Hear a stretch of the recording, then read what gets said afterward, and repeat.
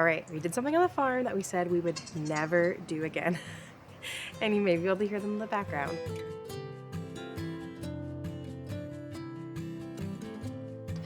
But we got goats.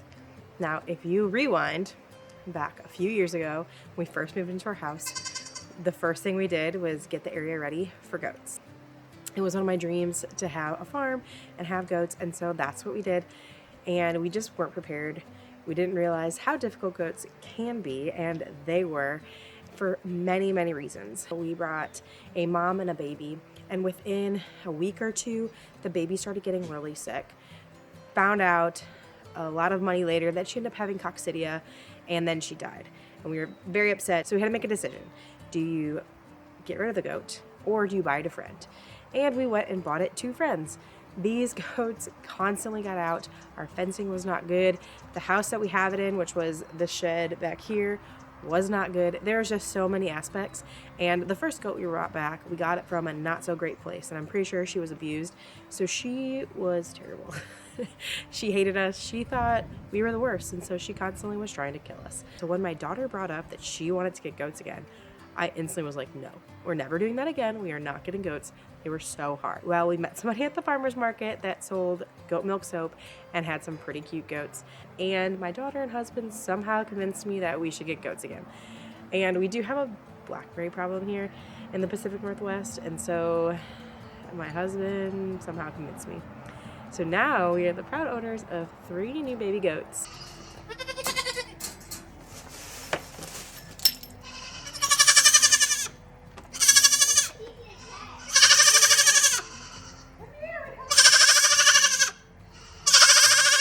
Winnie, Indigo, and Timothy. And the plan for them, besides being adorable and fun, is that we're going to try to use them to clear our land. So they do love blackberries and they love ivy, which is 2 things that we have an abundance on our farm. And so we need to use them to get rid of that stuff.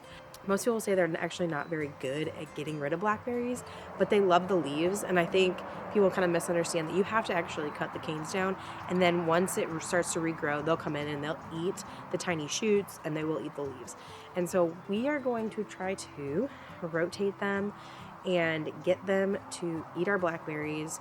We are chopping them down and then I'm going to throw them in there, hoping that they will help take care of the problem and control the issues that we have. Because currently we probably have about an acre just covered in blackberries and ivy.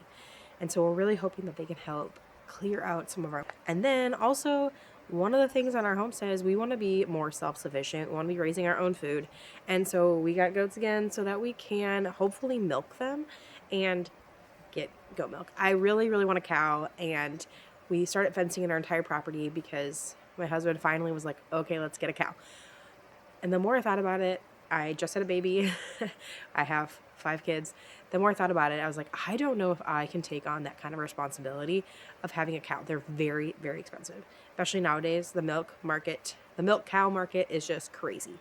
And so cows are easily $3,000, $4,000, $5,000. And so my thought process was, let me see if I like milking an animal, because I really didn't do it with our last goats.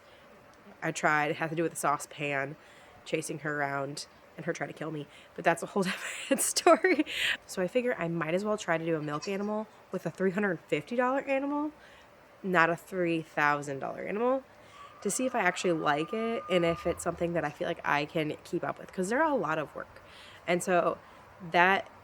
And cows die really easily. From what I've seen on all the milk cow things I'm on Facebook, they tend to die.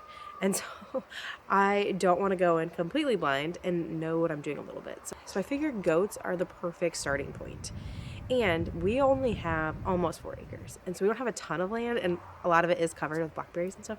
So this is much more convenient and sustainable, I think, for what we're dealing with right now. If I just absolutely love it, then we might consider doing a cow in a year or so, because the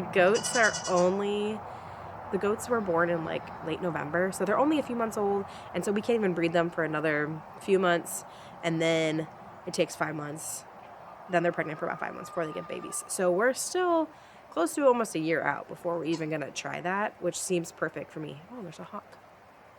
So currently we're using them to be really cute and fun, and the kids love them. My daughter's doing almost everything with them. She's the one feeding them.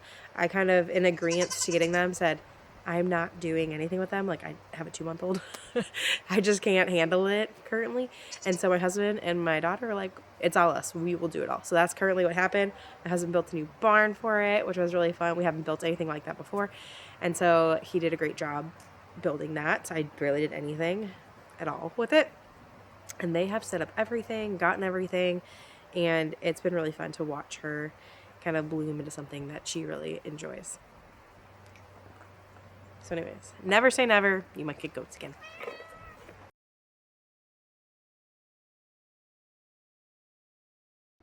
So one of the mistakes we made in the beginning was that goats literally escape from everything. You need to like make it like Fort Knox.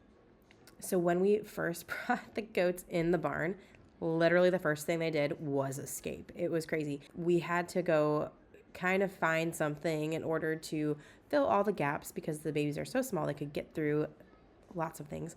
And so we needed to fill the gaps of this door. So we just took a cattle panel that we found in our yard that had been cut, and it fit perfectly, and they can't escape anymore. So make sure that when you build anything for a goat, it's like Fort Knox, and that your fencing is amazing because they will escape. Trust me, I know. There's 2 hawks. Oh my gosh. For real.